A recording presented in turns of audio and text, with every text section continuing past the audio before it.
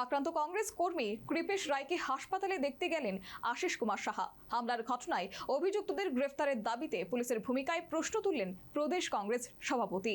রাজনৈতিক উত্তেজনা ঘিরে কমলপুর জুড়ে চাঞ্চল্য অব্যাহত।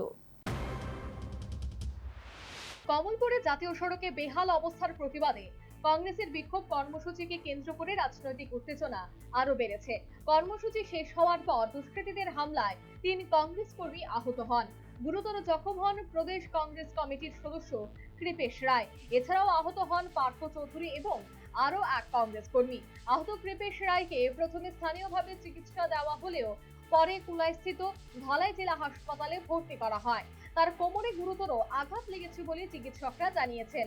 বর্তমানে তিনি হাসপাতালে চিকিৎসাধীন। শুক্রবার ধলাই জেলা হাসপাতালে গিয়ে কৃপেশ রায়ের শারীরিক অবস্থার খোঁজ খবর নেন ত্রিপুরা প্রদেশ কংগ্রেসের সভাপতি আশিস কুমার সাহা।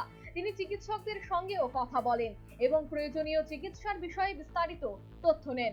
পরে সাংবাদিকদের মুখোমুখি হয়ে আশিস কুমার সাহা জানান, হামলার ঘটনায় জড়িত 4 জনের নাম উল্লেখ করে থানায় লিখিত অভিযোগ দায়ের করা হয়েছে, কিন্তু এখনো পর্যন্ত পুলিশ কাউকে গ্রেফতার করতে পারেনি বলে অভিযোগ করেন।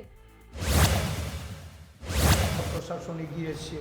কমলপুরেও আমাদের অবরোধ কর্মসূচি শেষ হওয়ার পর যখন কর্মীরা বাড়ি ফিরছিল সেই মুহূর্তে অতর্কিত একটা হামলা, বাইক বাহিনী প্রায় 8-10টা বাইক নিয়ে তারা এসে আমাদের প্রদেশ কংগ্রেসের একজন কর্মকর্তা ওনার উপর হামলা করেন। কৃপেশ রায় এবং কৃপেশবাবুর সঙ্গে পার্থ রায় চৌধুরী, সতীশ দাস, এই 3 জনের উপর তারা হামলা করার পরে কৃপেশবাবু গুরুতর অসুস্থ হয়ে বর্তমানে এই কোলাই হাসপাতালে ভর্তি হয়েছে।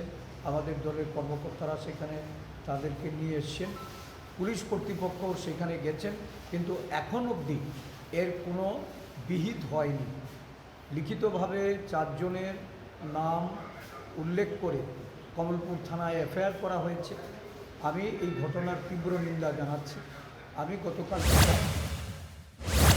অবিলম্বে অভিযুক্তদের গ্রেফতার করে দৃষ্টান্তমূলক শাস্তির দাবি জানান প্রদেশ কংগ্রেসের সভাপতি।